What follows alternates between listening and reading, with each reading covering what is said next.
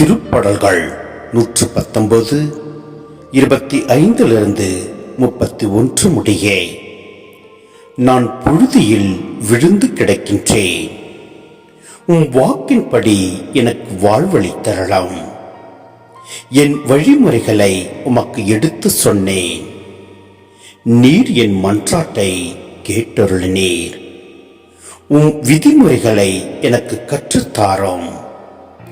உம் நியமங்கள் காட்டும் வழியை என்றும் உணர்த்தியறலாம்.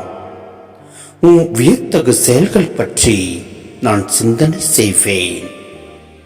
துயரத்தால் என் உள்ளம் கலக்கமுற்றுள்ளது. முது வாக்கின்படி என்னை திடப்படுத்தும். பொய் வழியை என்னை விட்டு விலக்கியறலாம். முது திருச்சட்டத்தை எனக்கு கற்றுத்தாரும். உண்மையின் பாதையை நான் தேர்ந்து கொண்டேன். உம் நீதி நெறிகளை என் கண் முன் நிறுத்தி உள்ளேன். உம் ஒழுங்குமுறைகளை நான் உறுதியாய் பற்றிக் கொண்டுள்ளேன்.